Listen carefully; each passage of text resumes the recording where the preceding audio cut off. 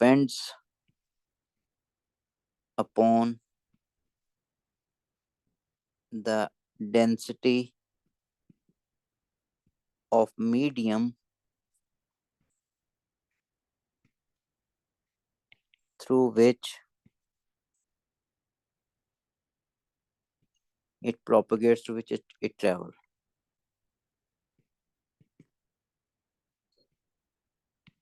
Since medium is air here, so speed of sound remain 340 kilometre पर second, ये 15 degree centigrade, ठीक है। अच्छा, अब हमारे पास देखते हैं कि what if now source is moving away from the static observer. अब डायग्राम तो वही बेटे, हमारे पास ये ऑब्जर्वर अब कौन सा, बी है बेटे, ठीक है, ऑब्जर्वर बी है। अगर ऑब्जर्वर बी है तो यहां से अगर आप देखते हो कि बेटे अगर वेव मूव कर रही है, सोर्स मूव कर रहा है, वेव इस डायरेक्शन में जा रही है, स्पीड ऑफ वेव ये है। और यहाँ पे हमारे पास यानी स्पीड ऑफ वेव अगर देखूं तो वो बन रही है कि इस डायरेक्शन में वेव जा रही है। v हमारे पास क्या है, स्पीड ऑफ वेव है, ठीक है। अब हम ऑब्जर्व ये करते हैं कि दोनों के हमारे पास ये सेपरेशन ज्यादा हो रही है बिटवीन वेव फ्रंट्स, वो इंडिकेट कर रहा है कि वेवलेंथ ज्यादा हो रही है। वेवलेंथ ज्यादा होगी तो फ्रीक्वेंसी क्या है, वो कांस्टेंट रहे, सॉरी फ्रीक्वेंसी हमारे पास डिक्रीज करेगी। इसका मतलब ये होगा कि यहाँ जो ऑब्जर्व फ्रीक्वेंसी होगी, यहाँ जो ऑब्जर्व फ्रीक्वेंसी आ रही है हमारे पास, ऑब्जर्व फ्रीक्वेंसी ऑफ बी जो है, this is less than frequency of source F S से, ठीक है। जबकि इस केस में वेव भी स्पीड ऑफ वेव भी इसी डायरेक्शन में थी, अगर उसको यहाँ पे बनाए तो वेव भी इसी डायरेक्शन में मूव कर रही है, ठीक। अब इसी चीज को जो मैं भी कह रहा हूँ, स्पीड ऑफ वेव किसी जगह चेंज नहीं हो रही बेटे, हमारे पास स्पीड ऑफ वेव, स्पीड का मतलब मैग्नीट्यूड ही, लेकिन हमारे पास स्पीड ऑफ सोर्स चेंज हो सकती है, एक्सलेट भी कर सकता है बेटा, रिटार्ड भी कर सकता है, वो केसेस पे अभी फर्दर देखते हैं अभी थोड़ा सा कि हमारे पास फॉर्मूला इसका पहले देख लें। फॉर्मूला हमें ये जो है मैं लिख रहा हूँ बेटा, ये हमें गिवन होता है डेटा पेज पे, याद वैसे भी हो जाता है लेकिन ये गिवन है हमारे पास। This is observe frequency F O जो है, this is F S frequency of source times V, पूरा लिख वी इस तरह, ठीक है। This is V plus minus V S. अब सिंबल्स को आइडेंटिफाई कर रहे हैं। एफ ओ क्या है हमारे पास, this is the observe frequency. F हमारे पास क्या हो गया, this is the F S जो है, this is the frequency of source,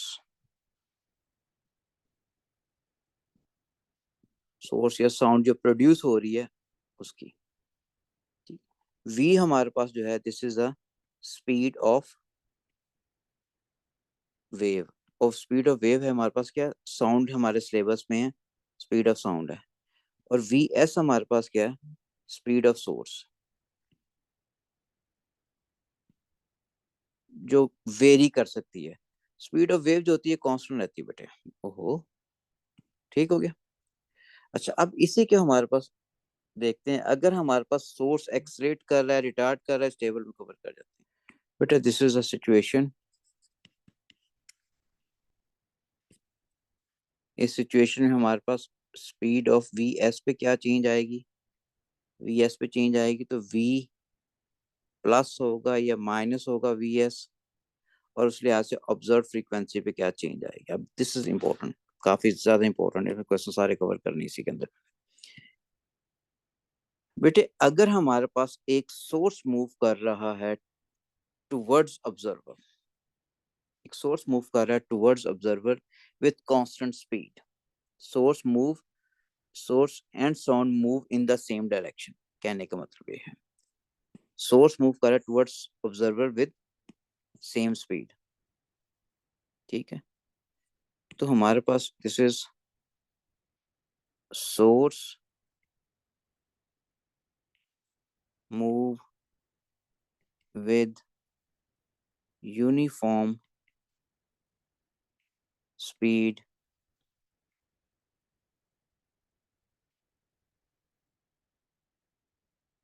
towards observer.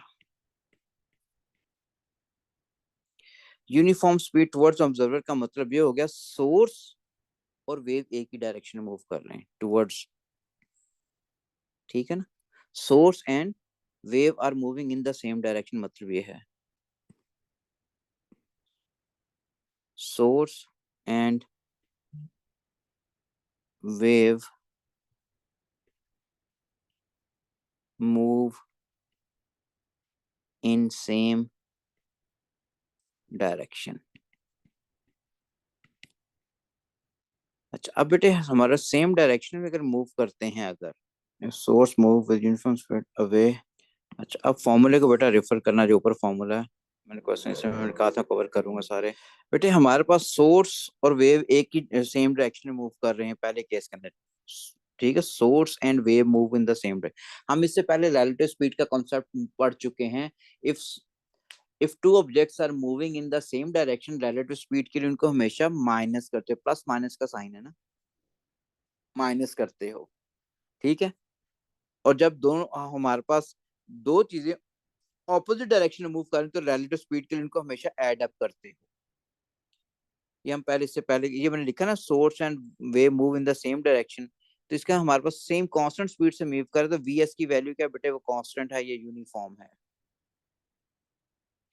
अब क्योंकि हमारे पास दोनों क्या क्या कर रहे हैं, सेम डायरेक्शन मूव करें, तो ये हो जाएगा v minus V S. v minus V S से हमारे पास अगर दो चीजें माइनस हो रही हों तो हमेशा आंसर क्या होता है बेटे, कम होता है। अब डिनोमिनेटर में कम वैल्यू आ रही है, अगर डिनोमिनेटर डिक्रीज करेगा तो ये वैल्यू क्या हो जाएगी, इंक्रीज करेगी। तो इसका मतलब है हमारे पास हम लिख सकते हैं कि एफ नॉट जो है वो इंक्रीज करेगा। क्यों बेटे, ये हमारे पास वेव की स्पीड है, कांस्टेंट होती है, मीडियम पे डिपेंडेंट है। फ्रीक्वेंसी ऑफ सोर्स है ये कांस्टेंट, न्यूमरेटर कांस्टेंट है, तो फ्रीक्वेंसी किस पे डिपेंडेंट है, डिनोमिनेटर पे। तो इसका मतलब ये हो जाएगा कि हमारे पास फ्रीक्वेंसी जो है F, observe frequency that is inversely proportional to v minus V S. अगर डिनोमिनेटर डिक्रीज करेगा तो एफ नॉट की वैल्यू क्या होगी, वो इंक्रीज करेगी। सो इट मींस कि ऑब्जर्व फ्रीक्वेंसी जो होगी that is greater than the frequency of the sound produced by the source. This is greater than the frequency of sound produced by the source, यानी observe frequency is greater than the frequency of the source.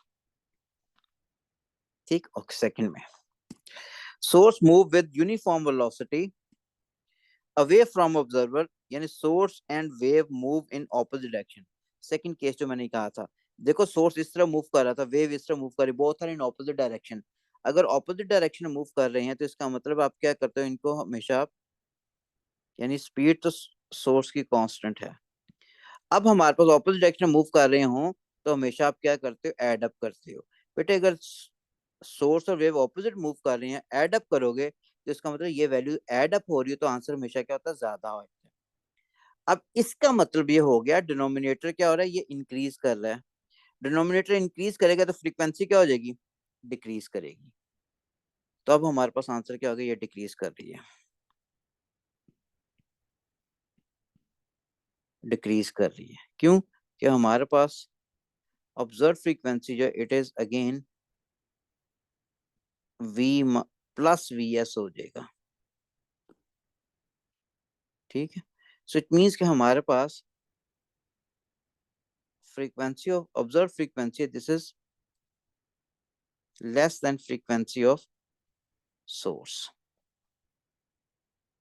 ठीक हो गया। अच्छा, अब बेटे ये भी तो हो सकता है कि हमारे पास वो अब यूनिफॉर्म स्पीड से मूव ना करे, ठीक है, अब वो यूनिफॉर्म एक्सेलरेशन से मूव कर रहा है, ठीक है, और ये यूनिफॉर्म, ये भी एक्सेलरेशन से जा रहा है। अब हमारे पास इसकी स्पीड क्या होती जा रही है, वो स्पीड सोर्स की इंक्रीज करती जाएगी,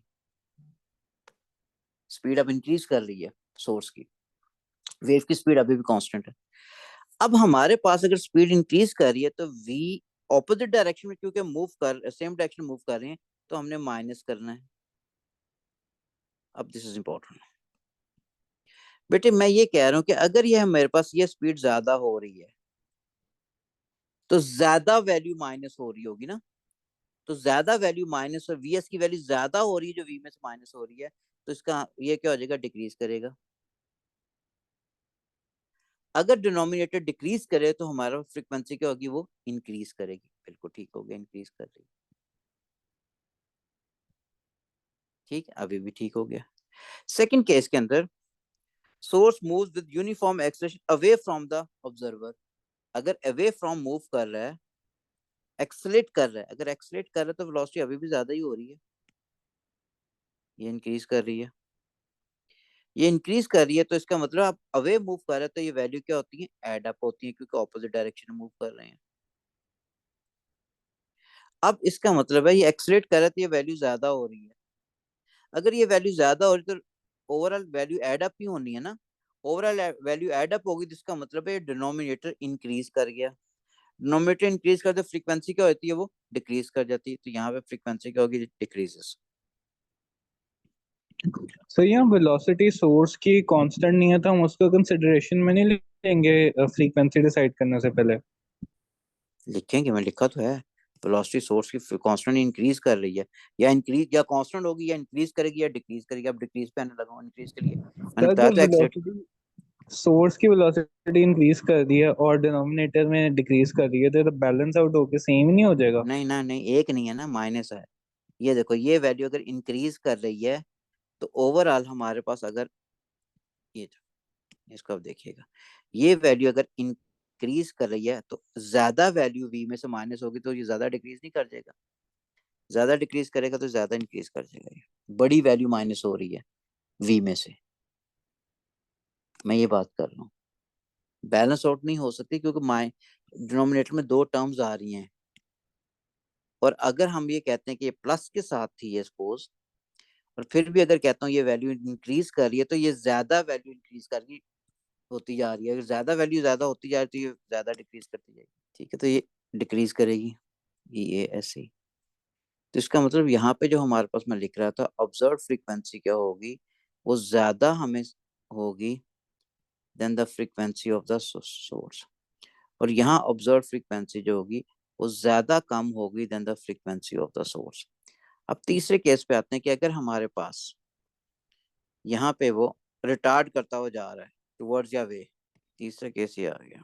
अब सिचुएशन ये है कि हमारे पास सोर्स में यूनिफॉर्म रिटार्डेशन, यूनिफॉर्म डिसलेशन। अब हमारे पास क्या होगी, वेलोसिटी जो हो रही है बेटे, वीएस की वैल्यू कम होती जा रही है, पहले रिटार्डेशन का मतलब फाइनल वेलोसिटी कम है, इनिशियल वेलोसिटी, इसका वीएस की वैल्यू कम होती जा रही है। अब क्योंकि हमारे पास सेम डायरेक्शन में मूव कर रहे हैं तो इसका मतलब हमने ये लिखना वी माइनस वी एस। अब वी एस की वैल्यू अब इंपॉर्टेंट है बेटे, वी एस की वैल्यू मैं कह रहा हूँ कम हो रही है, अगर वी एस की वैल्यू कम हो रही है तो इसका मतलब है ये जो हमारे पास सब्ट्रैक्ट कम वैल्यू हो रही है तो ये वैल्यू ओवरऑल क्या हो जाएगी, इंक्रीज कर जाएगी। अगर ज्यादा वैल्यू सब्ट्रैक्ट होती थी तो इसका मतलब वैल्यू छोटी होती थी, अब कम वैल्यू सब्ट्रैक्ट हो रही तो वैल्यू क्या होगी, वी में वी एस को माइनस किया तो वैल्यू इंक्रीज कर गई। अगर वैल्यू इंक्रीज कर गई इसका मतलब डिनोमिनेटर अब बड़ा हो रहा है, अगर डिनोमिनेटर बड़ा हो तो आंसर क्या होना शुरू होगा, डिक्रीज करना शुरू हो जाएगा। ये देखो, पहले इंक्रीज करता है अब डिक्रीज कर रहा है, तो इसका मतलब हमारे पास अब जो चीज हो जाएगी वो क्या होगी कि हमारे पास ऑब्जर्व फ्रीक्वेंसी जो होगी that is always less than frequency of the source. ये पहले हर जगह देखो इंक्रीज कर रही थी, ये अब डिक्रीज करना शुरू होगी। अब on the other hand source move with uniform डिस्लेशन away from, अब डिस्लेट अगर कर रहा हो तो वैल्यू क्या होती है, वीएस की वैल्यू कम हो रही है, अगर वीएस की वैल्यू कम हो रही है तो इसका मतलब वी के अंदर प्लस होगा वीएस, ये अगर हमारे पास वीएस की वैल्यू कम हो रही है।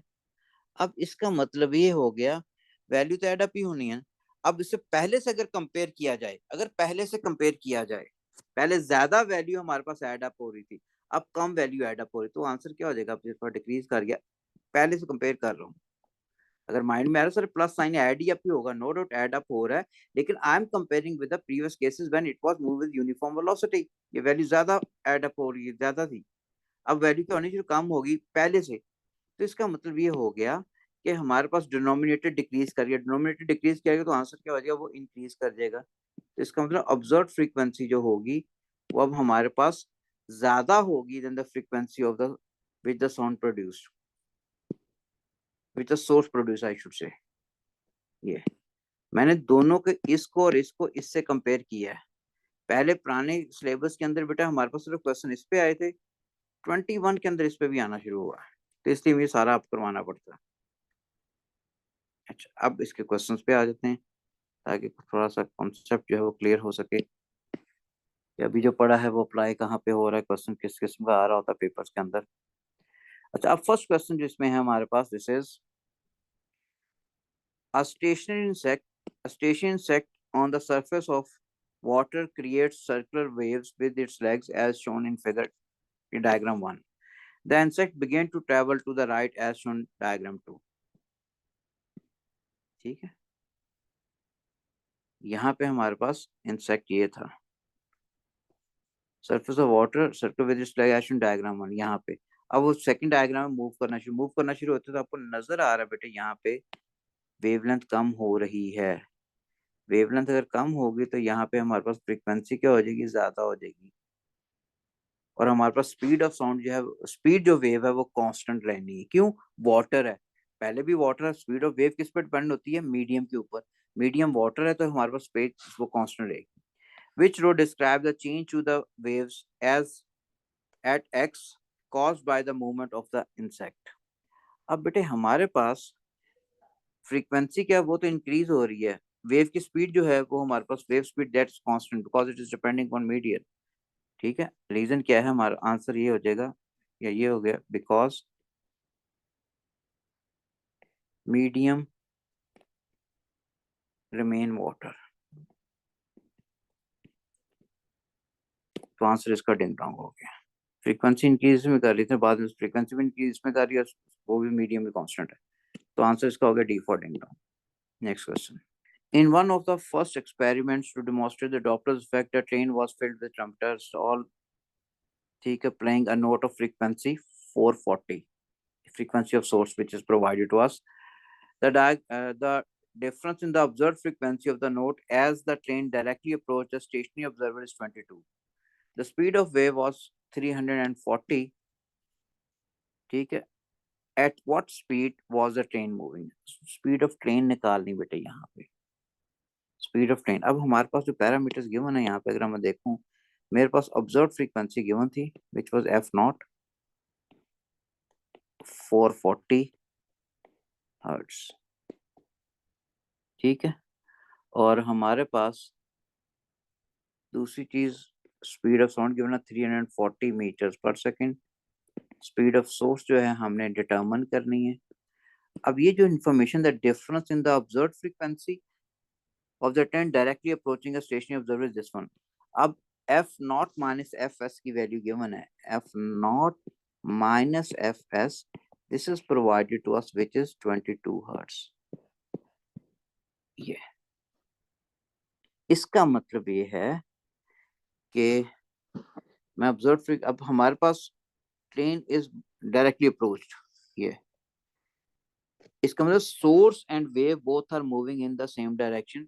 तो हम फॉर्मूला अप्लाई करते हैं, observe frequency F S V minus vs। why minus? because source and wave both are moving in the same direction। ठीक है, इसको फर्दर अगर करते हो बेटे, यहां से अगर मैं एफ नॉट को सब्जेक्ट बना लूं किसके बराबर हो जाएगा? हाँ सॉरी बेटे, गलत हुआ मेरे से। Train was filled trumpeter all playing a note of your frequency of observe frequency, नहीं सोर्स की फ्रीक्वेंसी है, एफ एस है, एफ एस है। अच्छा, अब फर्दर मैं जो कर रहा था ठीक करता, ऑब्जर्व फ्रीक्वेंसी अगर मैंने लेना है तो क्या होगा 22 प्लस एफ एस हो जाएगा ना, 22 प्लस एफ एस की वैल्यू कितनी है 440 equals to fs is 440, speed of wave is 340, मैंने speed of wave is 340 minus vs, और इसको अगर आप सॉल्व करते हो आंसर इसका मुझे याद है 16.19 meters per second आता है, तो 16.19 means this is C is your answer.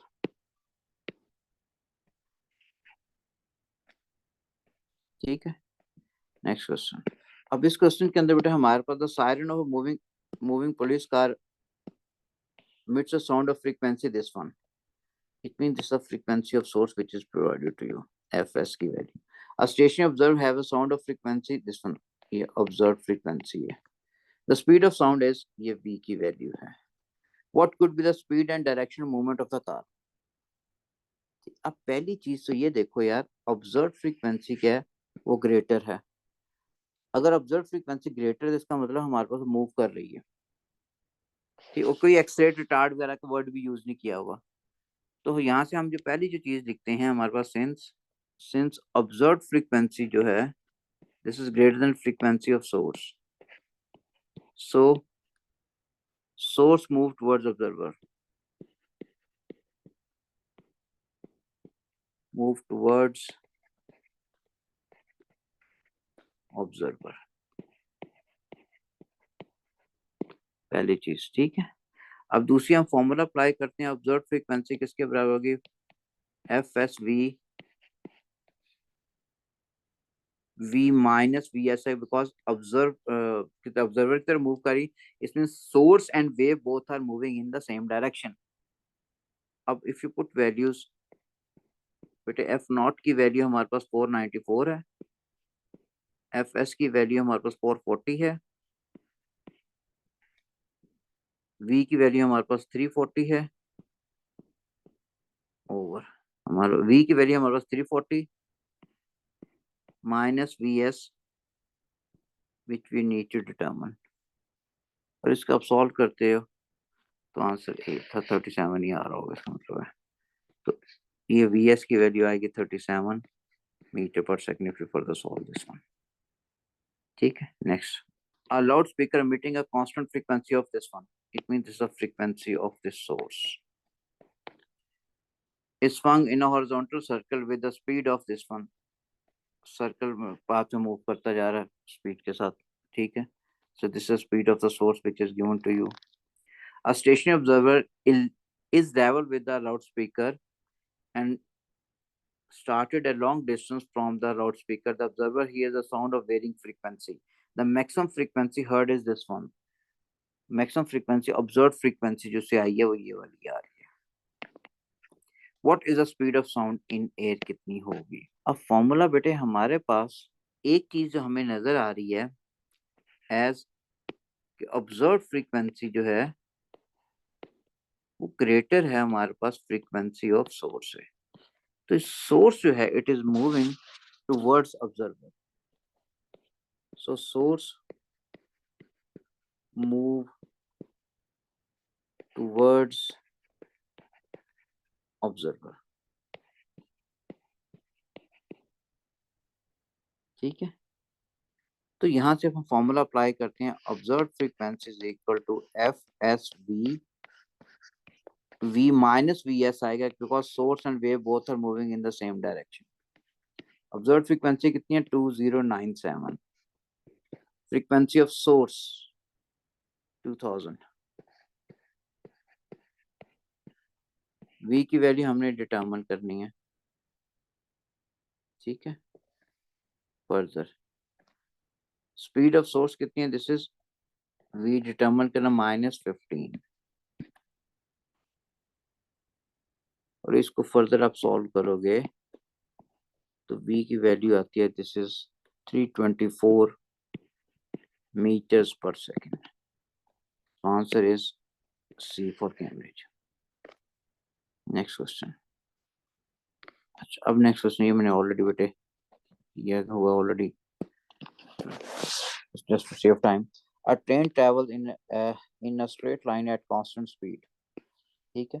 The train on continues to emit a sound of frequency this one. A stationary observer stands next to the train. The train approaches and the stationary observer passes him and then moves away. Speed of sound is this one. What is the maximum difference in the frequency of the sound heard by the stationary observer? बेटा ये formula है. When train approaches the observer, तो ये हमारे पास train and the source are moving in the same direction. आप minus करोगे. जब minus किया वैल्यू सारी जगह पुट की 2632 आंसर आ गया. When train जो है it recedes the observer, दूर चली, moving away from the observer. Now source and wave both are moving in opposite direction. तो आप add up करोगे. add up कर दिया. add up किया वैल्यूज पुट की तो आंसर आ गया ये. उसने पूछा डिफरेंस क्या होगा दोनों में. इसमें से इसको माइनस कर तो आंसर आ रहा 427. तो 430 आंसर हो गया. ठीक है. Next very important question. बेहतर सवाल दिया हुआ 21 नवंबर का आई थिंक दिस क्वेश्चन है. An an ambulance has a siren that emits sound of constant frequency constant है. ठीक है. The ambulance is moving directly towards the stationary observer.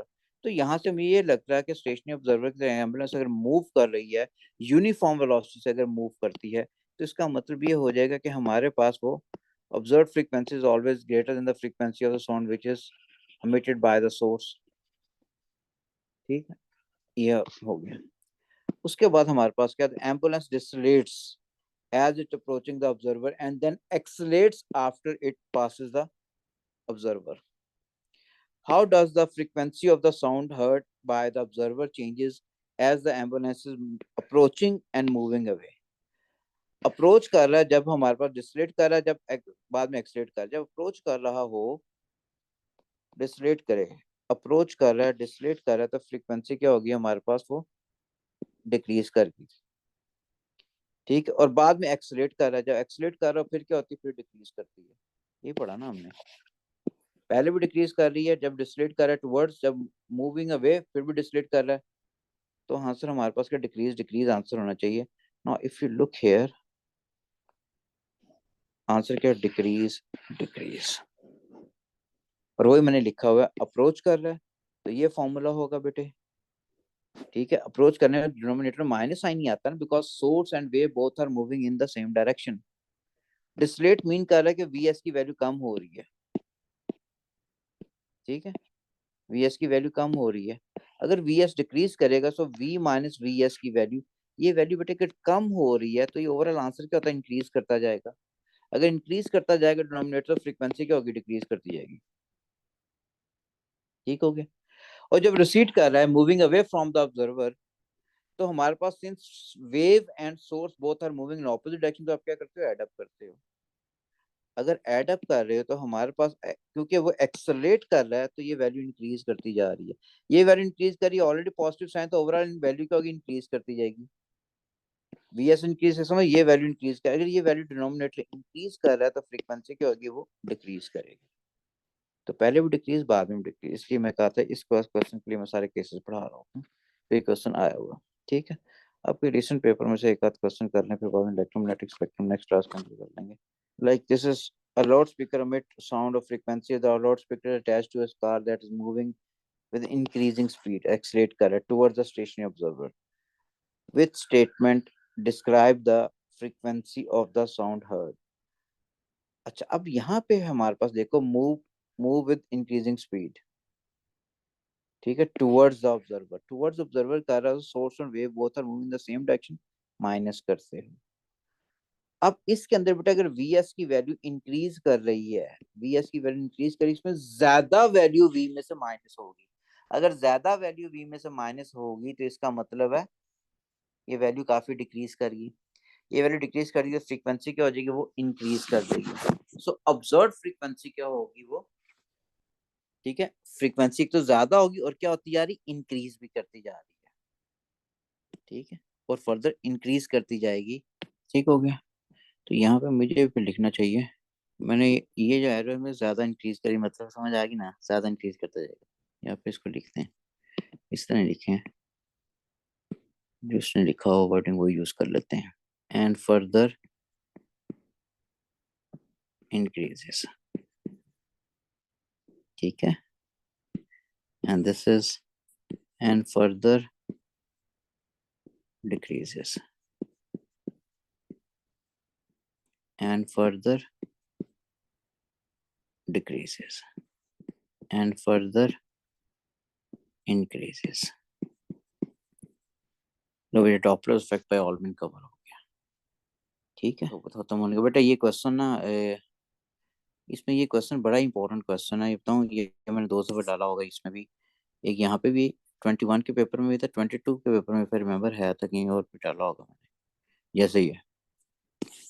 ठीक है, ये क्वेश्चन बेटा काफी इंपॉर्टेंट है, काफी इंपॉर्टेंट है, अक्सर बच्चे इसको गलत कर आते हैं, तो इसको कीजिएगा, नहीं तो मैं उसके बाद हमारा डॉपलर इफेक्ट हो क्वेश्चन इसके हो गए, then we have to move to the next topic which is of ये electromagnetic spectrum. What are electromagnetic waves हैं हमारे पास, क्या कॉमन प्रॉपर्टीज। ऑल्दो यहाँ पे यार लिखा कॉमन प्रॉपर्टीज के अंदर सिंपल लिखा state that all electromagnetic waves are transverse waves and travel with the same speed in of light in vacuum. फिर हमारे पास अप्रोक्सीमेट रेंज बतानी है, हमारे पास क्या होगी मिडल वैल्यूज, फिर रिकॉल के साथ है, रिकॉल के साथ है। अब इनमें से लाजमी हमें एक नंबर का एमसीक्यू मिलता है, जिस तरह सीआरओ के एक एमसीक्यू मैंने कहा लाजमी है।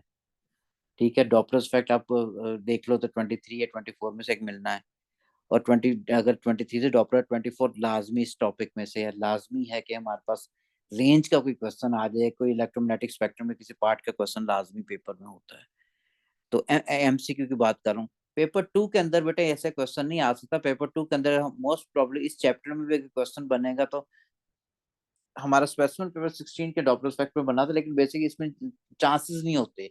पेपर 2 में क्वेश्चन उस वो वाला बनता है जिसमें एनालिटिकल स्किल चाहिए होती है, जिसमें फॉर्मूले को रिकॉल करके उसमें इम्प्लीमेंटेशन चाहिए होती है। तो इसमें डॉपलर इफेक्ट का ही फॉर्मूला पड़ा या वी इक्वल एफ लैम्डा पड़ा, V equal F lambda is negligible. ठीक है, वो तो ओ लेवल में भी पता होता है आपको, इसलिए वो इसमें ए लेवल की कोई बेसिकली ऐसी चीज है जो नहीं है जो कि पूछी जा सके।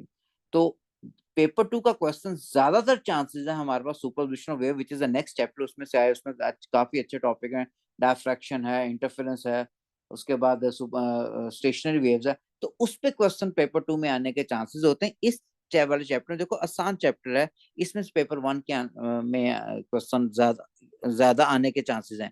लेकिन ये नहीं है कि उसमें से क्वेश्चन सिर्फ पेपर 1 में ही आए, पेपर 2 में आते हैं, पेपर 1 में बेटा क्वेश्चन पूछे जाते हैं उसके अंदर। ठीक है,